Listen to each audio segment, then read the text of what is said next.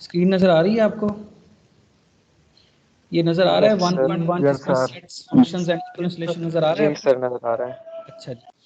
सो इसमें देखिए आपके पास सबसे पहले हम सेट थ्योरी की कुछ बेसिक्स करते हैं, जिसमें हम देखते हैं कि सेट्स को कैसे डिनोट किया जाता है। ये आपके पास रूटीन नोटेशन है सेट्स की। सेट्स को इस तरह नोट करते हैं। सेट्स होते क्या हैं बाय द वे? क्या डेफिनेशन करते हैं हम सेट की? कोई बताएगा? collection of unknown objects. Collection of well defined well defined and distinct objects. Distinct objects, इसको हम सेट कहते हैं। और ये सेट की एक नोटेशन है जो आपको नज़र आ रही है।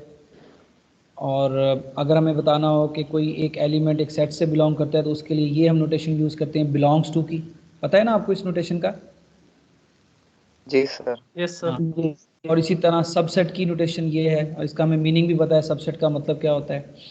फिर इसी तरह प्रॉपर सबसेट है तो उसकी हम ये नोटेशन यूज़ करते हैं। समटाइम ये भी करते हैं, और समटाइम हम यही जो सबसेट की नोटेशन है इसमें ये जो नीचे एक लाइन लगी हुई है ना, हम इसके ऊपर क्रॉस लगा देते हैं। तो ये भी इसी चीज़ को डिनोट करता है कि प्रॉपर सबसेट है। यूनियन का हमें पता है, उसकी सिंबल का भी पता है, मीनिंग का भी पता है, इंटरसेक्शन का भी हमें पता है, सेट्स के डिफरेंस का भी हमें पता है कि डिफरेंस क्या होता है सेट्स का। और इम्प्रॉपर सेट के लिए कोई नहीं स्पेशल होता? एक मिनट में आपको बताता हूँ।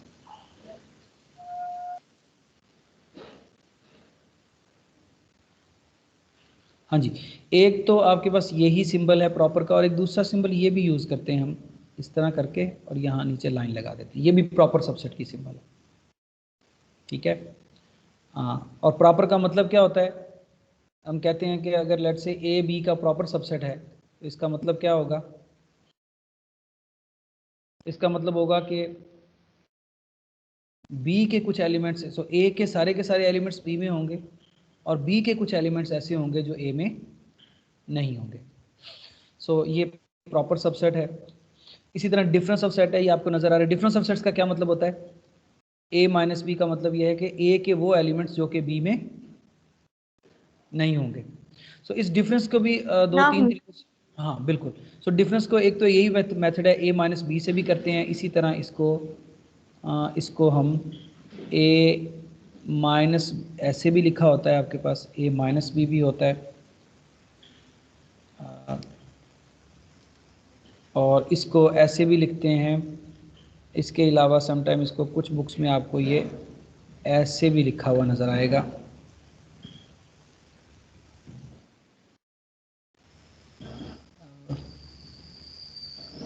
कुछ प्रॉब्लम आ रही है। ए माइनस बी टिल्डा, मतलब टिल्डा की नोटेशन डालना चाह रहा हूँ, डाल नहीं रही, या ए माइनस बी इस तरह भी डिनोट करते हैं। सो इसी तरह कार्टेशियन प्रोडक्ट है सेट्स का। अगर ए और बी दो सेट्स हैं तो कार्टेशियन प्रोडक्ट से क्या मीनिंग है? जो कि आपके पास इस तरह के पेयर्स होते हैं, पहला एलिमेंट सेट ए से, दूसरा एलिमेंट सेट बी से। अच्छा, इसी तरह हम डिफाइन करते हैं कार्डनैलिटी किसी सेट की। कार्डनैलिटी क्या होती है? अगर हम उसको डिनोट किस तरह करते हैं? ए मॉड से। और कार्डनैलिटी क्या मतलब है कार्डनैलिटी का? कि अगर हमारे पास सेट ए फाइनाइट है तो कार्डनैलिटी क्या होगी? वो हमारे पास नंबर ऑफ़ एलिमेंट्स होंगे सेट के अंदर। जैसे मिसाल के तौर पर आपकी क्लास का एक सेट है, बीएस मॉर्निंग का स्टूडेंट्स का सेट है, तो उसमें कितने स्टूडेंट्स हैं? अभी मेरे पास आप 70 नज़र आ रहे हो। तो जो सेट ए की यानी क्लास, अगर लेट से सेट ए जो है वो आपकी क्लास के स्टूडेंट्स को रिप्रेजेंट कर रहा है, तो उसमें उसकी कार्डिनलिटी कितनी होगी? 70, यानी जो कि नंबर ऑफ़ एलिमेंट्स हैं सेट में। बट अगर आपके पास सेट ए फाइनाइट हो तो नंबर ऑफ़ एलिमेंट सेट ए के अंदर कार्डिनलिटी होगी। अगर सेट ए फाइनाइट ना हो, जैसे कि आपके पास, आपको पता है नेचुरल नंबर्स होते हैं या इंटीजर्स होते हैं, ठीक है, तो उस सूरत में सेट की कार्डिनलिटी क्या होगी? आपके पास इन्फिनिटी हो, ठीक है। कार्डिनलिटी क्लियर हो गया आपको? हेलो? Yes sir. अच्छा, फिर कुछ हमारे पास लॉजिकल ऑपरेशंस हैं, जैसे हमने बताना हो फॉर ईच, तो उसके लिए हम ये इस तरह से इसको फॉर ईच वाली सिंबल है। फिर इसी तरह देयर एग्जिस्ट की ये आपके पास सिंबल है, ये आपके पास यूनिक अगर हमने बताना हो तो उसकी सिंबल है। इसी तरह ये जो है वो इम्प्लाइज की सिंबल है या इफ़ देन की सिंबल है, और ये वाली जो है डबल एरो वाली ये हमारे पास इफ़ एंड ओनली इफ की सिंबल है या नेसेसरी एंड सफिशिएंट कंडीशन की सिंबल है। ठीक है, तो ये कुछ आपके पास बेसिक सिंबल्स थी। अच्छा, फिर हमारे पास कुछ सेट्स हैं जिनमें हमारे पास सेट ऑफ नेचुरल नंबर है। सेट ऑफ नेचुरल नंबर क्या होता है? इसमें हमारे पास एलिमेंट्स होते हैं, कुछ लोग ज़ीरो भी शामिल करते हैं, कुछ नहीं करते, आपकी मर्ज़ी है। लेट से 1, इसमें एलिमेंट्स क्या होंगे? 1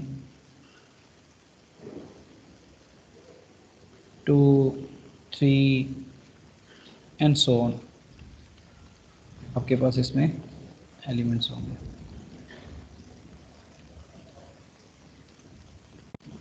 सो ये आपके पास सेट होगा। पता नहीं अच्छे से क्यों नहीं लिख रहा। अच्छा, ये स्क्रीन आपको नज़र आ रही है? Empty board? Yes sir. Yes sir.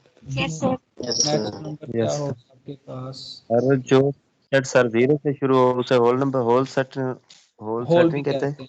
जी जी। सो आजकल लेटेस्ट जो आपके पास चीज़ें आ रही हैं उसमें ज़ीरो समटाइम शामिल भी कर लेते हैं और समटाइम नहीं करते। ये आपके पास होगा। यहाँ ऑप्शन आ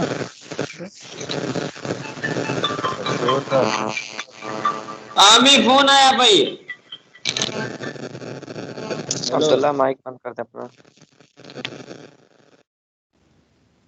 अच्छा जी, ये सेट ऑफ नेचुरल नंबर हो गया। और आपके पास इसी तरह ये सेट ऑफ इंटीजर्स है जिसमें आपके पास 0 +-1 +-2 एंड सो ऑन है। इसी तरह सेट ऑफ रैशनल नंबर्स है जिसमें आपके पास a ओवर b टाइप के फ्रैक्शंस हैं जिनमें a और b इंटीजर्स हैं और b जो है वो नॉन ज़ीरो है। सेट ऑफ रियल नंबर्स है जिसमें इस तरह की डेसिमल एक्सप्रेशंस हैं, जैसे आपके पास हम लिखते हैं 525.769, इस तरह के नंबर्स होंगे। इस तरह के जो नंबर्स हैं उनको हम क्या कहते हैं? रियल नंबर्स कहते हैं, और उनके सेट को हम इस तरह आर से डिनोट करते हैं।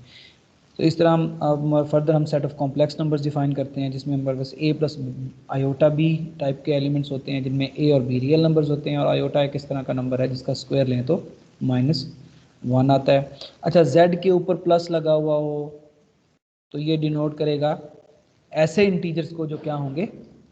पॉजिटिव इंटीजर्स होंगे। ये पॉजिटिव रैशनल नंबर्स को, ये पॉजिटिव रियल नंबर्स को। ठीक है, और इसी तरह हम देख सकते हैं कि z जो है वो प्रॉपर सबसेट है q का, q जो है वो प्रॉपर सबसेट है r का, और r जो है वो प्रॉपर सबसेट है c का, और ये सारे के सारे प्रॉपर सबसेट्स हैं। अच्छा जी, अब हम आते हैं आगे फंक्शंस की तरफ। तो सेट्स का हमने रिव्यू कर लिया, अब हम फंक्शंस को रिव्यू करते हैं। सो सेट्स फंक्शंस ये बेसिकली लैंग्वेज हैं आपके पास पूरे ग्रुप थ्योरी की, ग्रुप थ्योरी की भी, रियल की भी, और भी कोर्सेज आपके पास आएंगे, टोपोलॉजी की भी। ये लैंग्वेज है सेट्स फंक्शंस। तो ये आप इट्स गुड कि हम इसको रिव्यू कर लें। सो फंक्शन क्या होगा हमारे पास? फंक्शन कर क्या रहा होता है? ये बेसिकली दो सेट्स के दरमियान हमें रिलेशन बता रहा होता है। यानी हमारे पास लेट से हमारे पास एक सेट A है और एक सेट हमारे पास B है, तो इनके एलिमेंट्स में ये क्या बता रहा होता है? रिलेशन बता रहा होता है। लेट से यहाँ पे 1 है, 2 है, 3 है, यहाँ पे A है, B है, C है, D है। तो ये सेट A और B के एलिमेंट्स में रिलेशन डिस्क्राइब कर रहा होता है। और किस तरह का रिलेशन डिस्क्राइब कर रहा होता है? सॉरी, ये रिलेशन डिस्क्राइब कर रहा था किस तरह से कि आपके पास जो सेट A है इसके सारे एलिमेंट्स कहीं ना कहीं जाके क्या होने चाहिए? मैप होना चाहिए। ऐसे हम कह देते हैं जी ये यहाँ मैप हो रहा है, ये यहाँ मैप हो रहा है, और सपोज ये आपके पास यहाँ मैप हो रहा है। ये पहली कंडीशन है। और दूसरी कंडीशन क्या है?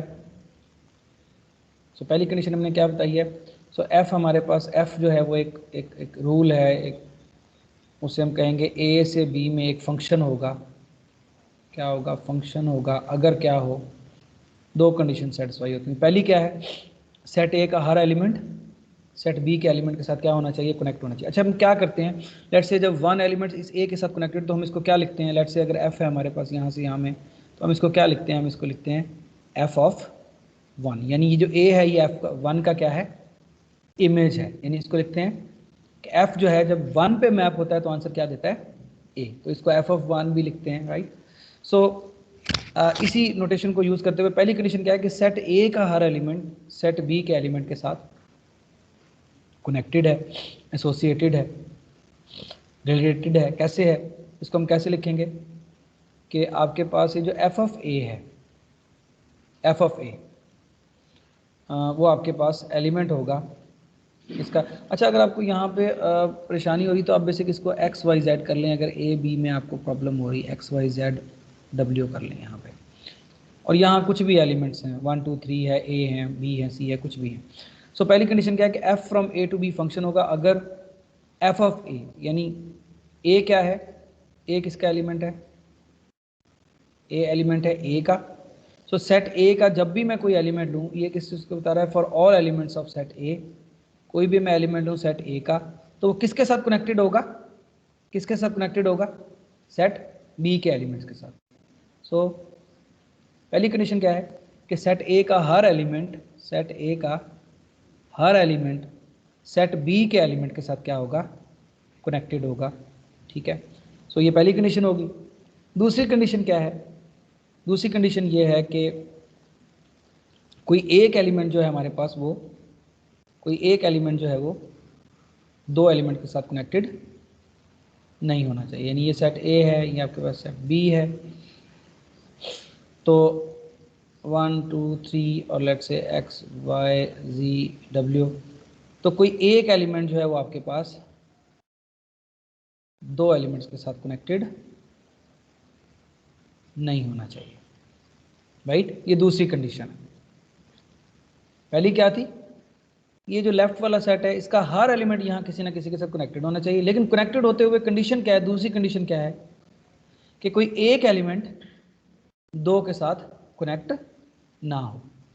इसको हम कैसे लिखेंगे, इसको हम ऐसे लिखेंगे कि लेट्स से अगर आपके पास दो एलिमेंट्स हैं A1 और A2, अगर वो इक्वल हैं तो उन दो एलिमेंट्स के जो इमेजेस हैं वो भी क्या होने चाहिए, इक्वल होने चाहिए। इरेजर है ना ये, या अच्छा। सो अब क्वेश्चन है कि हमने पहली कंडीशन तो बताई थी कि सेट ए का हर एलिमेंट सेट बी के एलिमेंट से कनेक्टेड होना चाहिए, वो तो यहाँ डिस्क्राइब होगी। दूसरी हम क्या कह रहे थे, सेट ए का कोई एक एलिमेंट सेट बी के दो डिफरेंट एलिमेंट्स के साथ कनेक्ट नहीं होना चाहिए, राइट। सो ये यहाँ से कैसे फॉलो करती है, ये टू कैसे ये बात बता रही है। देखिए इसी को आपको पता है, सेट थ्योरी में आपने देखा होगा, अगर आपके पास ऐसे लिखा हो P इम्प्लाइज Q, तो ये लॉजिकली इक्वलेंट होगा किस चीज़ के, बता सकते हैं क्या आप, P इम्प्लाइज Q किसके इक्वलेंट होगा, निगेशन ऑफ Q इम्प्लाइज, हाँ जी, निगेशन ऑफ P। सो ये लॉजिकल इक्वलेंस है, यानी अगर आपने ये शो करना हो कि P इम्प्लाइज Q, तो आप क्या शो कर सकते हैं, आप शो कर सकते हैं negation of Q implies negation of P, ये लॉजिकली इक्वलेंट है। सो इसी तरह इसका अगर आप निकालेंगे तो क्या आएगा, लॉजिकल इक्वलेंट क्या आएगा, हाँ जी बता सकते हैं। सो ये स्टेटमेंट है P और ये स्टेटमेंट है Q, तो ये किसके लॉजिकली इक्वलेंट होगी, हाँ जी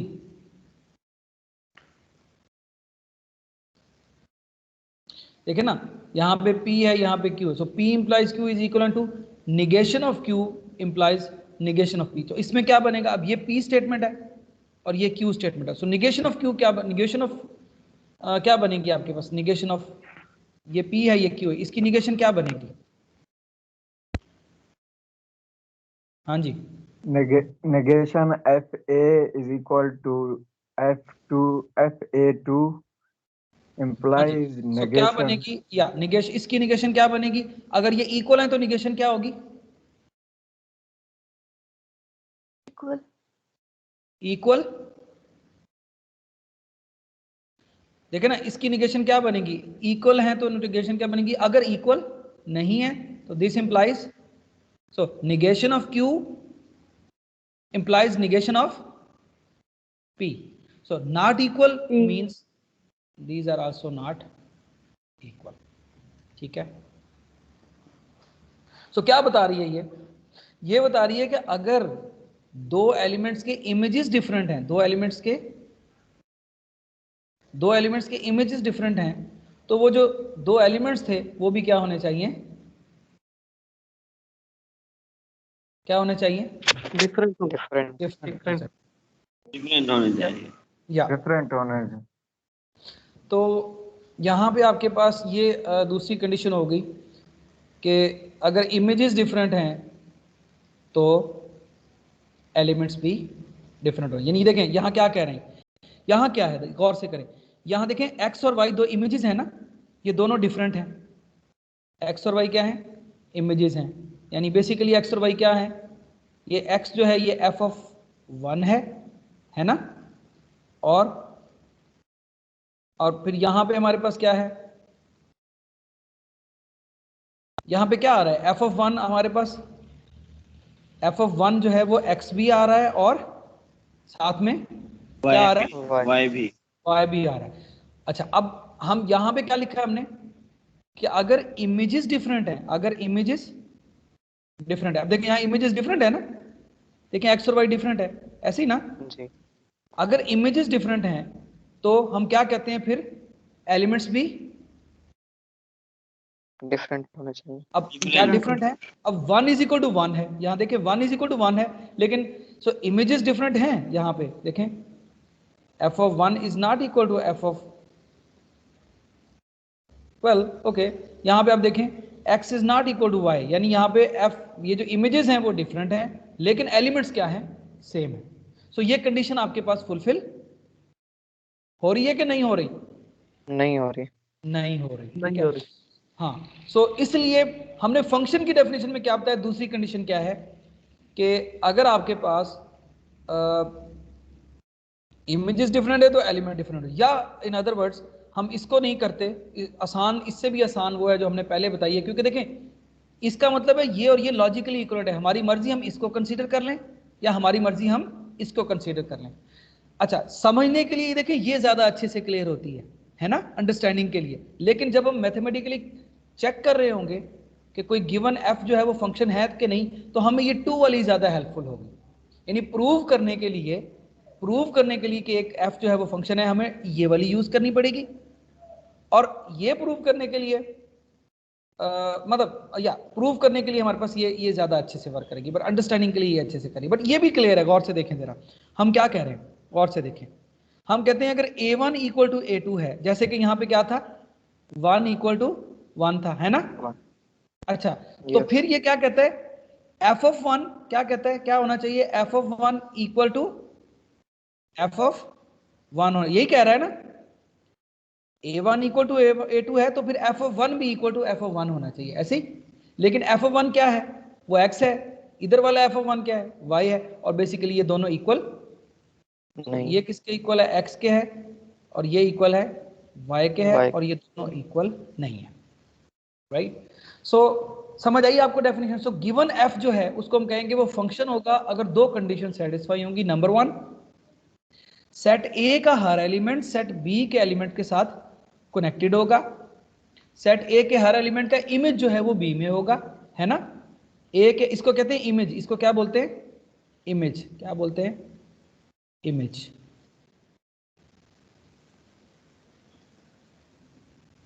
इमेज बोलते हैं किसका, image of element 1, image of element 1 under किसके अंडर है, F, है ना। f(1) को क्या पढ़ते हैं, image of 1 under F, yes हम कहते हैं इमेज ऑफ एलिमेंट 1, ठीक है। अच्छा जी, तो क्या कहा, F को हम कहेंगे फंक्शन होगा अगर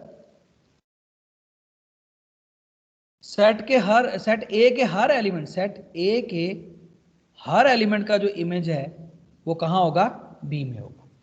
दूसरे अल्फाज में सेट A का हर एलिमेंट B के एलिमेंट के साथ कनेक्टेड होगा। लेकिन कनेक्टेड होते हुए हमें किस चीज का ख्याल रखना है कि अगर दो एलिमेंट्स इक्वल हैं तो फिर उनके इमेजेस भी क्या होने चाहिए, इक्वल होने Equal चाहिए। यहाँ होने पे क्या हो रहा था, एलिमेंट्स तो इक्वल हैं, 1 is equal to 1, but image is equal नहीं है, तो इसका मतलब ये फंक्शन नहीं होगा। नहीं। ठीक है, इसकी एक एग्जांपल करते हैं जिससे सिचुएशन ज़्यादा अच्छे से क्लियर हो जाएगी। ठीक है, एक एग्जांपल करते हैं जिसमें फंक्शन आपके पास फंक्शन है, और दूसरी एग्जांपल करते हैं जिसमें फंक्शन नहीं है।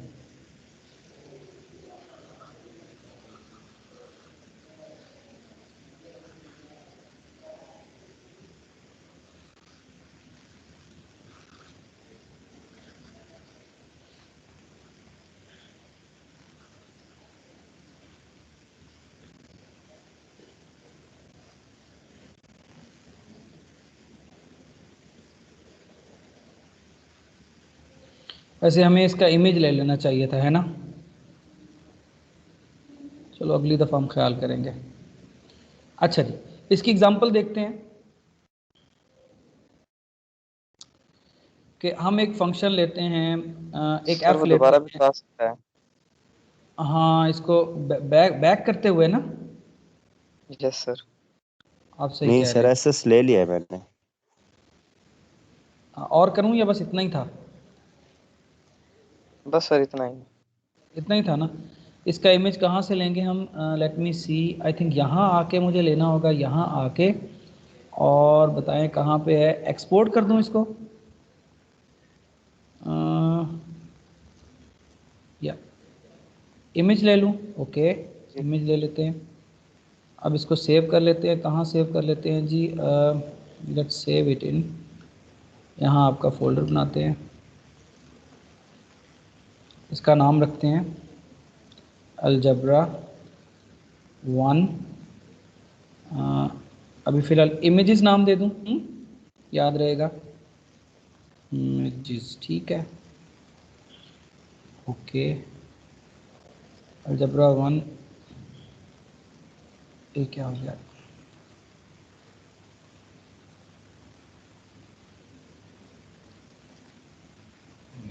इसका नाम क्या रख देते हैं, 1 रख देते हैं, हाँ ठीक है, सेव हो गया।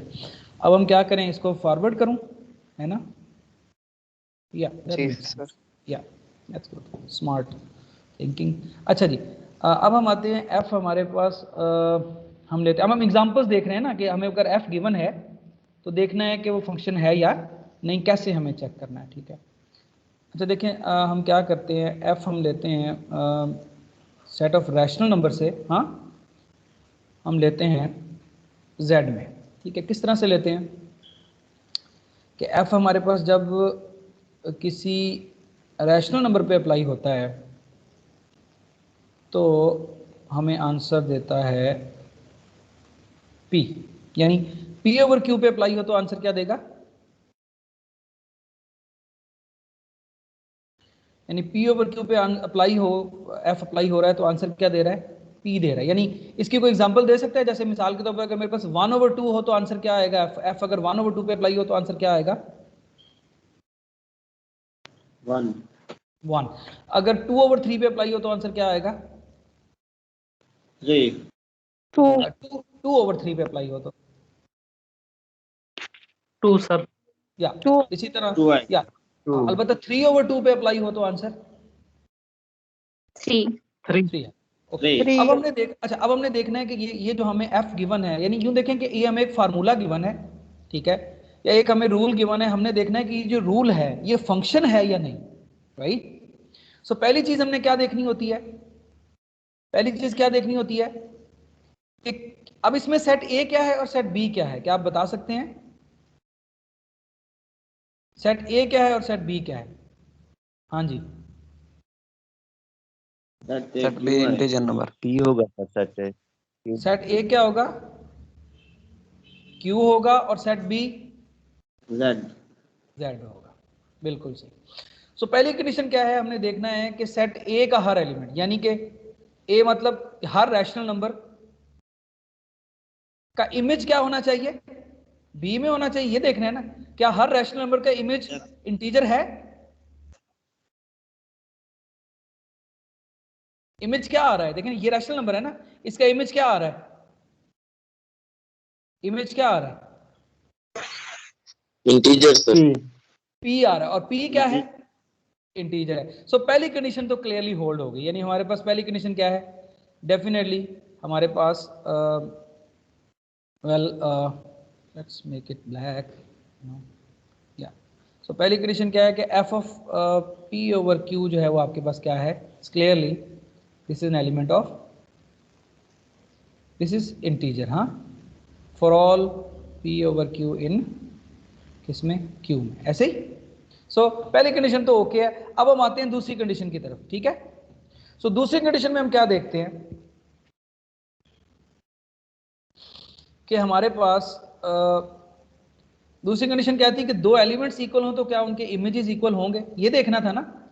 जब भी दो एलिमेंट्स इक्वल हो तो हमने क्या कहते हैं, उनके इमेजेस भी क्या होने चाहिए? इक्वल होने चाहिए। इक्वल। क्या ख्याल है आपका, ये फंक्शन है या नहीं? इसमें दूसरी कंडीशन सेटिस्फाई हो रही है कि नहीं हो रही? क्या ख्याल है, सोचिए जरा।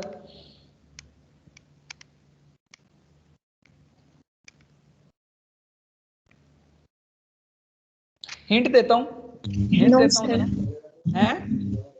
नो। नहीं व्हाई होगी no? Second condition. Why no?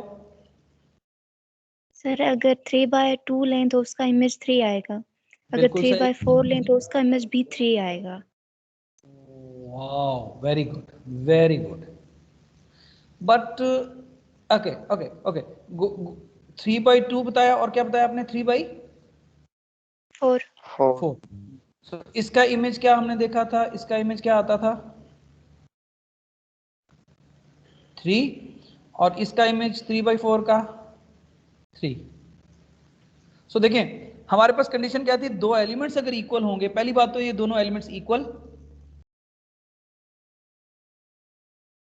नहीं है, ऐसे ही यस है सर। ना। वो कंडीशन थी कि अगर दो इक्वल हो तो उनके इमेजेस भी इक्वल होने चाहिए। तो यहां तो ऐसे, ये 2 तो नहीं, यहां पे नहीं प्रॉब्लम कर रही, 2 तो ओके है। 2 तो उस वक्त है ना जब दो एलिमेंट्स इक्वल हो तो फिर उनके इमेजेस भी इक्वल ना हो तो फिर प्रॉब्लम होगी। बट आइडिया अच्छा है, थोड़ा सा और सोचें, यू आर वेरी क्लोज।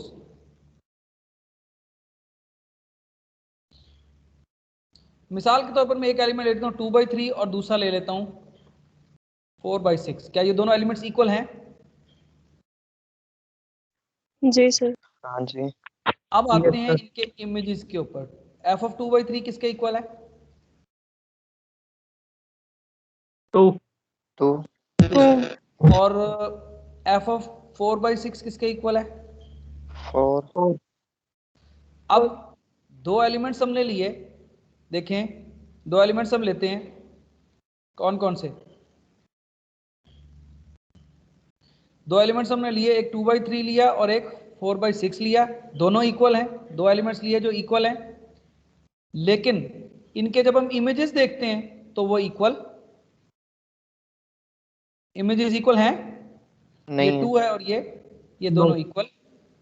सो दो एलिमेंट्स इक्वल हैं बट उनके इमेजेस इक्वल नहीं है।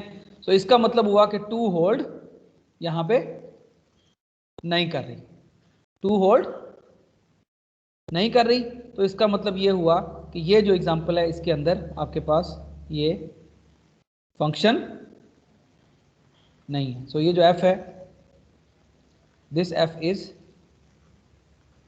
Not function. क्यों नहीं है? ऑफ कोर्स पहली कंडीशन तो हो रही है लेकिन दूसरी कंडीशन आपके पास होल्ड नहीं कर रही है ना। सो ये नहीं है फंक्शन क्योंकि पहली कंडीशन तो हो रही है लेकिन दूसरी वाली कंडीशन होल्ड नहीं कर रही। क्लियर है ये? जी सर। Yes sir. तो इसका भी इमेज लेते हैं। कैसे लेना था? इंसर्ट मेनू, वैसे ये क्या है? इंसर्ट मेनू, ओके इंसर्ट,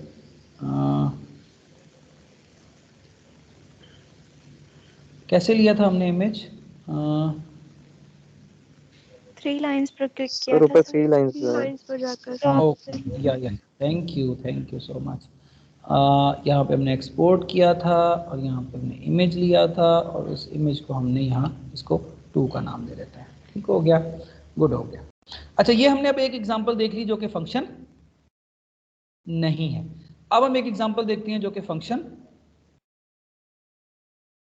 होगा, राइट।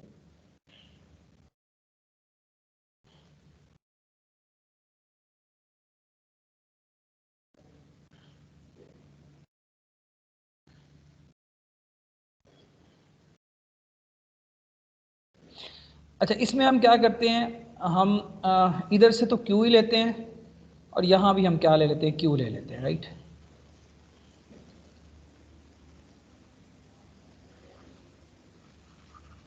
यहाँ से भी क्यू ले लेते हैं।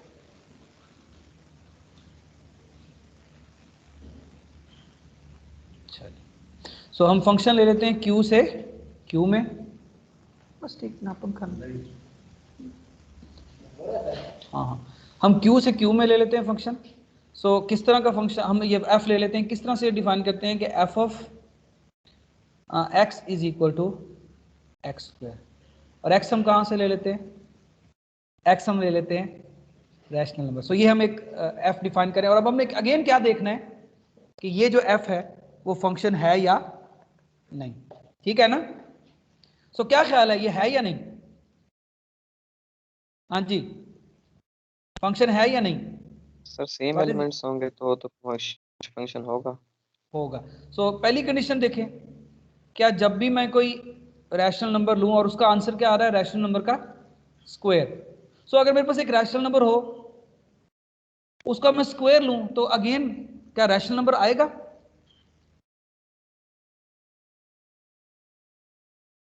जी सर। जैसे p बाई क्यू है, उसका स्क्वायर लेंगे क्या आएगा, p square over q square. सो रैशनल नंबर का स्क्वायर हमेशा क्या आएगा, रैशनल ही आएगा। सो क्लियरली आपके पास ये जो f ऑफ x है, which is of course x square, this is always a rational number for all x in rational number, right। भाई ऐसे ही है। सो पहली कंडीशन में तो कोई मसला नहीं है। अब दूसरी कंडीशन की तरफ आते हैं। दूसरी कंडीशन में क्या है, अगर हम क्या प्रूव करना है कि दो एलिमेंट्स हम क्या लें, इक्वल लें, तो उनके इमेजेस भी क्या होने चाहिए, इक्वल होने चाहिए। सो लेट्स से दो एलिमेंट्स आप ले लेते हैं, एक x1 ले लेते हैं, एक आप x2 ले लेते हैं, दो एलिमेंट्स आपने इक्वल ले लिए। अगर दो एलिमेंट्स इक्वल हैं तो व्हाट अबाउट देयर स्क्वायर्स, दो रैशनल नंबर्स इक्वल हैं तो उनके स्क्वायर्स क्या होंगे, इक्वल होंगे सर। इक्वल होंगे। अब अगर स्क्वायर्स इक्वल होंगे तो ये स्क्वायर किसके इक्वल होगा, x1 का स्क्वायर किसके इक्वल होगा, f ऑफ, देखिए ना, x स्क्वायर किसके इक्वल है, f ऑफ x के, या f ऑफ x किसके इक्वल है, x स्क्वायर के। तो x1 स्क्वायर किसके इक्वल होगा, f of x1 very good. और ये क्या इसकी, और इसी तरह f ऑफ ये किसके इक्वल होगा, f ऑफ x2 के, और क्योंकि x1 स्क्वायर x2 स्क्वायर को इक्वल है, और अब इसका मतलब ये दोनों भी क्या होंगे, इक्वल होंगे। और आपके पास दूसरी कंडीशन क्या हो गई, सेटिस्फाई होगी। तो इसका मतलब ये जो आपके पास है, ये जो f है, this is a function, right, ठीक है। तो फंक्शन क्लियर हो गया आपको, राइट। फंक्शन कैसे चेक करना है, शो कैसे करना है, ठीक है। अच्छा, ये जो फंक्शन का कॉन्सेप्ट है, ये हमने बहुत ज़्यादा यूज़ करना है, तकरीबन 5-6 कोर्स आपके आने हैं आगे जिनमें ये यूज़ होना है। सो इसलिए मैंने थोड़ा सा टाइम ज़्यादा स्पेंड किया है, ताकि आपको एक एग्जांपल दे दिए, एक काउंटर एग्जांपल दे दिए, ताकि आपको अच्छे से क्लियर हो जाए। इसका भी इमेज ले लें, ओके लेट्स डू इट। बता दीजिएगा, मेरे ख्याल से हमारा टाइम ख़त्म होगा। अच्छा, अभी मैं आपको अब मैं आपको डिफ़ाइन करने लगा हूँ दो फंक्शंस। कौन से दो फंक्शंस डिफ़ाइन करने लगा हूँ। एक फंक्शन होता है जिसको हम बोलते हैं सरजेक्टिव, और एक है जिसको क्या बोलते हैं, इंजेक्टिव। सो अब मैं डिफ़ाइन करने जा रहा हूँ उसको।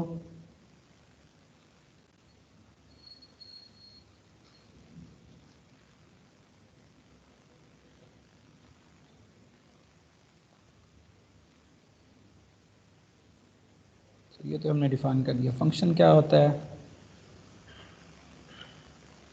अब अगर हमें फंक्शन गिवन है,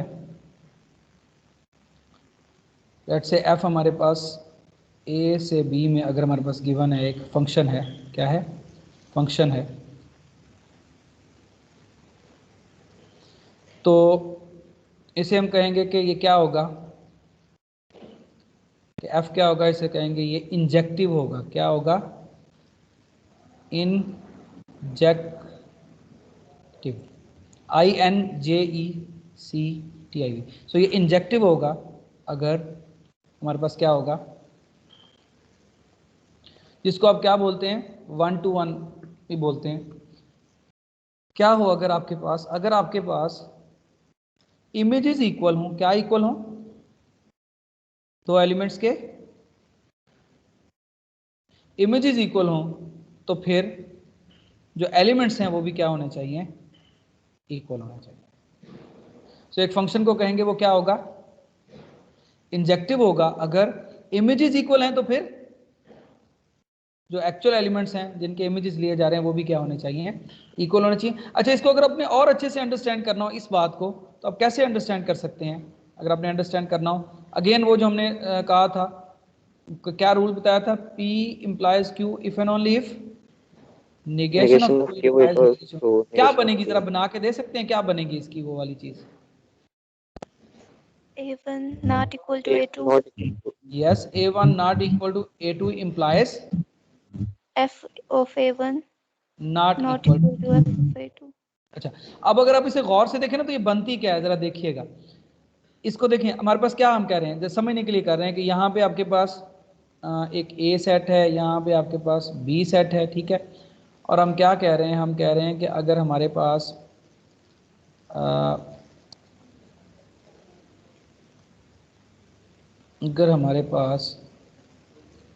लेट से हम ले लेते हैं, यहाँ ले लेते हैं, ओके, ABCD ले लेते हैं, यहाँ पे 1 2 3 4 ले लेते हैं, राइट। सो हम देखते हैं कि जी हमारे पास ये A इधर 1 को मैप हो रहा है, B इधर 2 को मैप हो रहा है, C भी 2 को मैप हो रहा है, राइट, और D जो है वो 3 को मैप। ये फंक्शन है ना, फंक्शन की दोनों कंडीशन सेटिस्फाई हो रही है। सेट A का हर एलिमेंट इधर कहीं मैप हो रहा है, और दूसरा कोई एक एलिमेंट किसी दो पे जाके मैप, हाँ, दो B और C किसी एक 2 पे मैप हो रहे हैं, लेकिन कोई एक एलिमेंट 2 पे जाके मैप नहीं हो रहा। सो फंक्शन तो ये है, राइट, क्लियर है ना? अच्छा जी, अब देखिए यहाँ पे, अब मैंने देखना है कि ये जो फंक्शन मेरे पास गिवन है ये इंजेक्टिव है या नहीं, है या नहीं इंजेक्टिव, बताएं।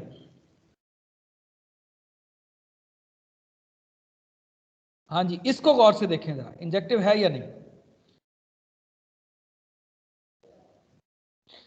क्या बता रहा है, अगर दो एलिमेंट्स डिफरेंट है तो उनके नहीं। इमेजेस भी different होने एलिमेंट्स चाहिए। डिफरेंट है तो इमेजेस भी क्या होने चाहिए, Different। डिफरेंट होने डिफरेंट हो। चाहिए। या सो अब यहां पे क्या कंडीशन सेटिस्फाई हो रही है? नहीं No, सर, B और C का सेम बी नहीं और है। सी डिफरेंट है लेकिन उनका इमेज इक्वल है, राइट। सो इसको मैं बताना चाह रहा हूं कि सम टाइम, यानी आपके पास स्टेटमेंट ऐसे लिखी होती है ना, तो अगर आप उसको यूं करके देखें ना, यूं करके ऐसे करके देखें, तो वो ज्यादा अच्छे से समझ आती है। सो ये आप पूरे मैथमेटिक्स में इस टेक्नोलॉजी को यूज कर सकते हैं। सम टाइम एक स्टेटमेंट यूं दी हुई है तो आप उसको थोड़ा उसका लॉजिकल वर्जन, इक्वलेंट वर्जन देखेंगे तो आपको ज्यादा अच्छे से बता रहा होगा। लेकिन जरूरी नहीं आप इसको यूं करके देखें, अगर आप इसको भी देखें तो यहां क्लियर नजर आ रहा है। क्या क्लियर नजर आ रहा है? देखें कि आपके पास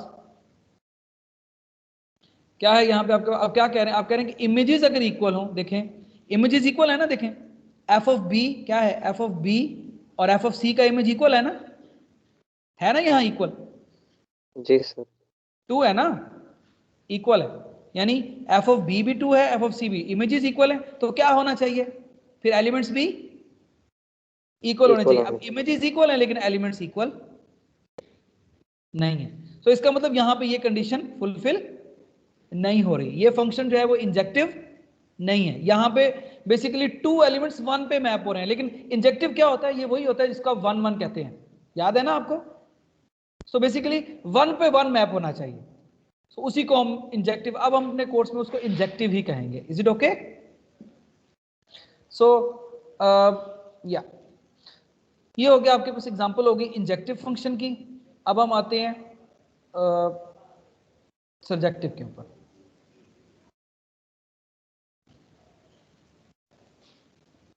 थ्री हो गया, 4 करते हैं। अच्छा जी, अब हम देखते हैं एक फंक्शन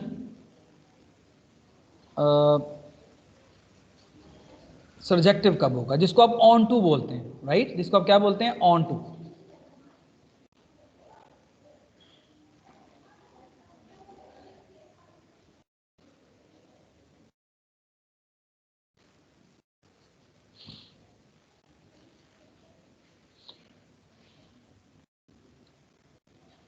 सो फंक्शन को कहेंगे कि वो क्या होगा, सर्जेक्टिव होगा, जिसको आप ऑन टू कहते हैं, सर्जेक्टिव फंक्शन। सर्जेक्टिव होगा अगर आपके पास क्या हो, अगर आपके पास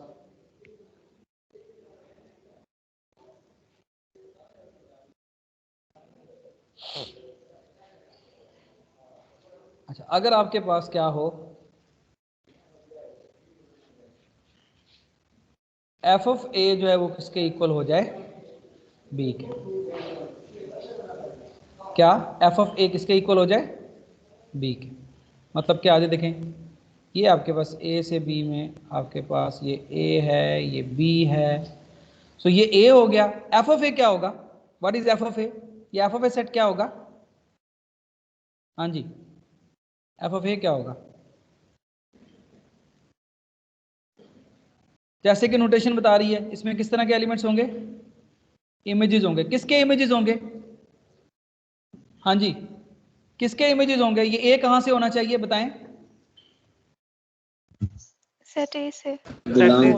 ऑफ कोर्स ए से ना, ठीक है, क्योंकि इमेजेस हैं। और ये इमेजेस कहाँ होंगे, डेफिनेटली यहाँ पे ए होगा, और यहाँ से इसका इमेज कहाँ होगा, वो बी में। बी, ठीक है। सो ये क्या है, एफ ऑफ ए क्या है, सो जितने भी इमेजेस थे किसके, ए के, यानी जो भी इमेजेस बन रहे थे ए के एलिमेंट्स के, वो जब हमने इकट्ठे कर दिए तो जो सेट बना उसको हमने क्या नाम दे दिया, एफ ऑफ ए। क्या बोल दिया, एफ ऑफ ए। ये जो एफ ऑफ ए है इसको इमेज भी बोलते हैं, इमेज ऑफ सेट ए, या इमेज ऑफ एफ, इसको इमेज ऑफ एफ भी बोलते हैं, इमेज ऑफ एफ। इसको रेंज भी बोलते हैं, क्या बोलते हैं, रेंज ऑफ एफ भी बोलते हैं, क्या बोलते हैं, रेंज ऑफ। ये नाम तो आपका सुना हुआ है रेंज वाला, इसको रेंज भी बोलते हैं। यानी बेसिकली क्या, सेट ए के एलिमेंट, सेट ए के सारे एलिमेंट्स जहां जाके मैप हो रहे हैं ना बी के अंदर, उसको क्या बोलते हैं, रेंज सेट। क्या, range, this is range of f. But then फिर इस सेट ए को क्या कहते हैं भला, आपको याद है, डोमेन। सेट ए को डोमेन, वेरी गुड। सेट ए को क्या कहते हैं, सेट ए को अगर हमें याद हो तो सेट ए को हम कहते हैं डोमेन। और सेट बी को क्या कहते हैं, कोई किसी को याद है, रेंज। No, range. सर क्या? Codomain. Exactly, so codomain. So फर्क क्या हुआ दोनों में,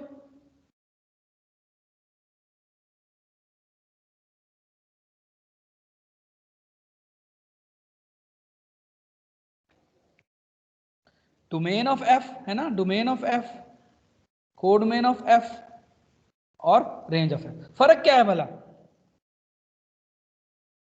कि जो रेंज है हमारे पास, ये इस बी का क्या होती है, इन जनरल क्या होती है, सबसेट होती है।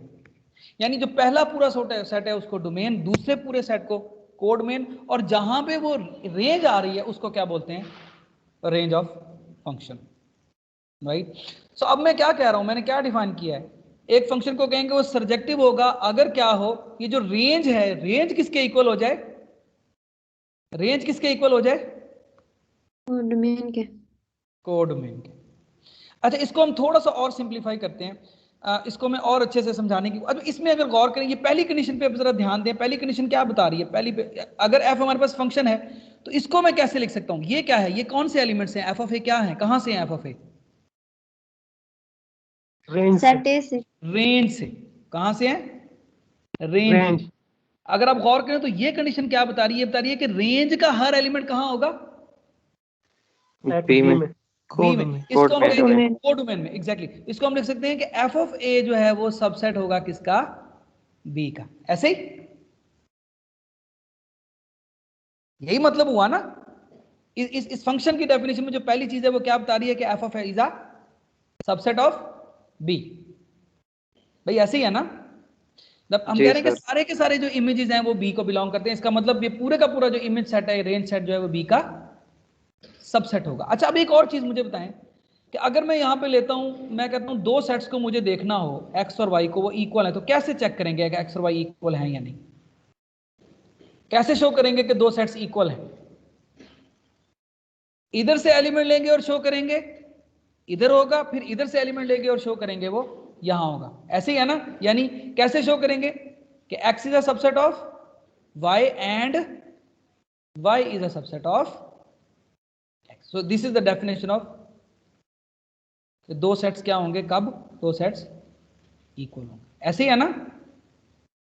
दो सेट्स कब इक्वल होंगे? जी सर। अगर x और y कब इक्वल होंगे? जब x y का सबसेट होगा और y जो है वो x का सबसेट होगा। अब मुझे ये बताएं, मैंने कहा कि फंक्शन सर्जेक्टिव होगा अगर रेंज इक्वल हो जाए कोडोमेन के, बट इसमें कौन सी चीज है जो फंक्शन होने की वजह से होल्ड करती है? अब ये देखें ना, दो सेट्स कब इक्वल होंगे? ये भी एक सेट है, ये भी, जब एफ ऑफ ए बी का सबसेट हो और बी एफ ऑफ ए का सबसेट हो। अब इनमें से एक चीज फंक्शन की डेफिनेशन से फॉलो कर जाती है, कौन सी? देखे ना, एफ ऑफ ए कब इक्वल होगा बी के? अगर एफ ऑफ ए बी का सबसेट हो and B is a subset of F of A. Sir मतलब ए के सारे एलिमेंट्स बी में वो मैप हो रहे हैं, मतलब कनेक्ट हो रहे हैं सारे के सारे। एफ ऑफ, हाँ देखिए ना, यहां पे क्या है, यहां फंक्शन की डेफिनेशन में फॉलो हो गया कि F of A is a subset of B. So अगर हमें ये शो करना हो कि F of A is equal to B, तो क्या शो करना पड़ेगा? दोनों एक दूसरे के सबसेट हैं। एग्जैक्टली उसमें एक चीज हमें कहां से मिल गई, कहां से मिल गई? फंक्शन की डेफिनेशन से, ऐसे ही है ना? हाँ जी, पहले एक हमें कंडीशन। फंक्शन की डेफिनेशन से मिल गई, तो पीछे क्या रह गया शो करने वाला?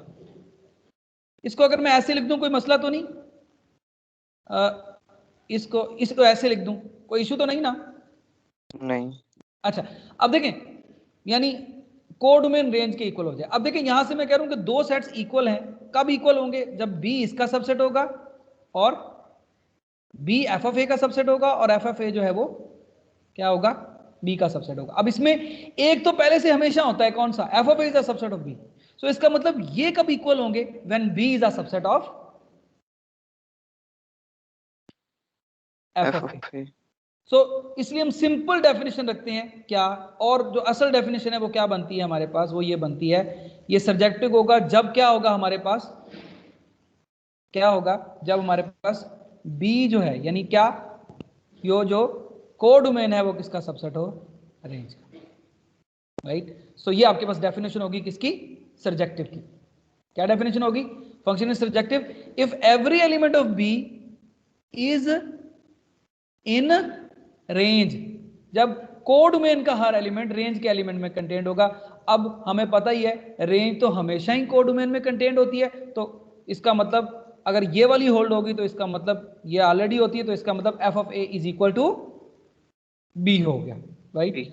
अब इसी को अगर मैं एक्सप्लेन करूं, इसी को और जरा अच्छे तरीके से एक्सप्लेन करूं, जरा अच्छे से, तो क्या मतलब है? हर बी का element, so B is a subset of F of A, मतलब बी का हर एलिमेंट जो है वो किस में होगा? रेंज में होगा। इसको मैं कैसे लिखूंगा देखें, for every element in B, for every element in B हमारे पास क्या होना चाहिए? एक एलिमेंट ऐसा होना चाहिए कि जो बी है, मतलब ये बी किसके इक्वल होना चाहिए? किसी एफ ऑफ ए में होना चाहिए। बी एफ ऑफ ए में कब जाएगा? जब वो किस तरह का होगा? एफ ऑफ, किस तरह का होगा? एफ ऑफ ए टाइप का होगा, ऐसे ही ना? हर element, so B is a subset of F A means every element of B is in F of A, means every element of B is a image. So इसको हम कैसे कहेंगे? अगर B is a subset of F of A, if and only if, जब भी कोई भी मैं एलिमेंट बी में लूं तो मेरे पास एक एलिमेंट एग्जिस्ट करता हो ए, कहां पे? ए के अंदर, सच दैट मेरे पास B is equal to F of A. So this is the practical working definition जो कि हम क्या करेंगे? यूज करेंगे। ये याद रखने के लिए, but this is the practical definition जो कि हम यूज करेंगे, right? So that's why I will, मतलब मैं इसको, अगर आप कहेंगे तो मैं डेफिनेशन के तौर पर इसको लेके चलूंगा, this will be my definition. So that's why मतलब इसको आप रख सकते हैं या so this will be my definition कि हर मुझे कैसे शो करूंगा कि फंक्शन सब्जेक्टिव है। एक एलिमेंट लूंगा बी से और शो करूंगा कि उस बी एलिमेंट के लिए क्या होगा। एक एलिमेंट मैं ढूंढ सकता हूं, यानी क्या शो करूंगा, एक एलिमेंट बी लूंगा और फिर शो करूंगा कि जो बी है ये किस तरह का होना चाहिए, ये एक इमेज एलिमेंट होना चाहिए। बस this will be the definition of subjectivity. Function subjective होगा अगर हर बी का एलिमेंट मैं लूं और शो कर दूं कि वो किसका एलिमेंट है, एफ ऑफ ए का एलिमेंट है। यानी हर बी का एलिमेंट लूं, शो कर दूं कि उसकी शक्ल कैसी है, एफ ऑफ ए जैसी है। ठीक है, सो this is the definition of subjectivity. और लास्ट चीज, अगर एक फंक्शन अभी मैं इसको एंड करता हूं, अगर एक फंक्शन सब्जेक्टिव भी हो और इंजेक्टिव भी हो तो फिर उस फंक्शन को हम क्या कहते हैं। अगर एक फंक्शन सब्जेक्टिव भी हो और इंजेक्टिव भी हो तो क्या कहते हैं ऐसे फंक्शन को, बाइजेक्टिव। बस इसको हम एंड करते हैं। मुझे आप लोगों का फीडबैक चाहिए, लेकिन मैं इसको 1 मिनट ज़रा कर दूं। फंक्शन है या सो हमें एक फंक्शन गिवन है,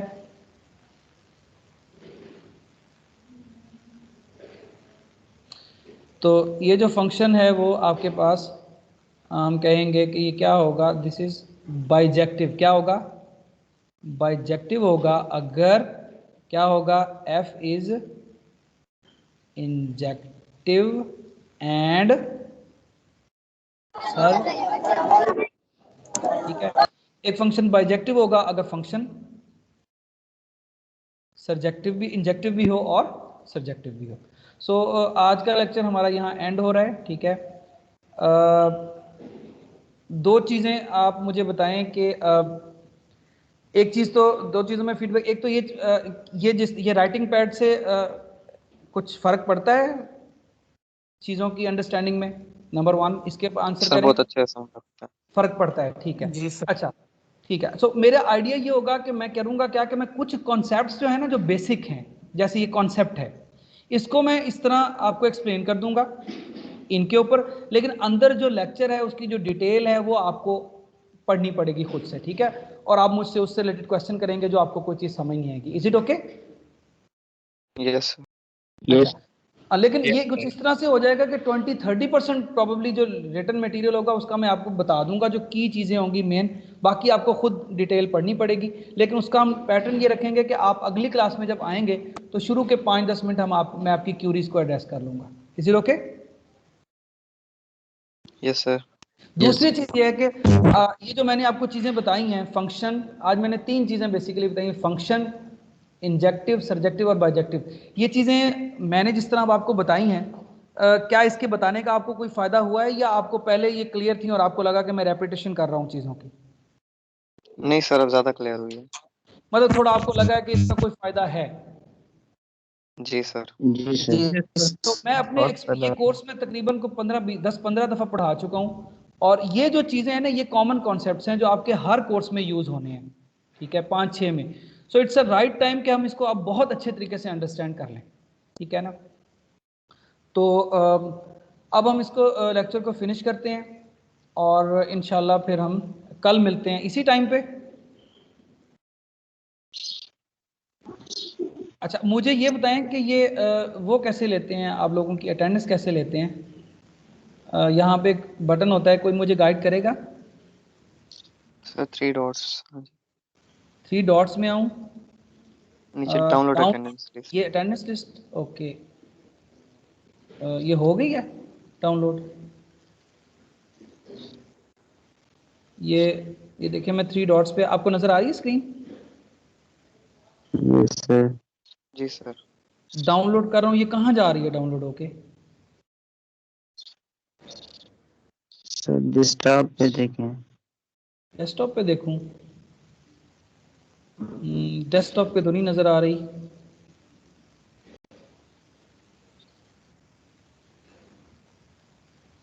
मैंने की तो है। माय कंप्यूटर पे जाके जरूर, पर डाउनलोड का ऑप्शन आया हुआ है वहां पे हो शायद। डाउनलोड, ये देखिए ना, मैं क्लिक करता हूँ। सर आप डाउनलोड्स में देख लें। डाउनलोड्स में जाके देखूँ? ठीक है, मैं डाउनलोड्स में देखता हूँ। फोल्डर होगा। डाउनलोड्स में जाके यस यस यस यस ये आ रही है, ठीक हो गया। चलें ठीक है जी, इंशाल्लाह फिर मिलते हैं कल। ठीक है, अब इसको इसकी वो कैसे स्टॉप करते हैं? ठीक है, 3 डॉट्स स्टॉप सर जैसे क्रॉस बना हुआ है सामने। हाँ जी, अब ये स्टॉप करूंगा तो ये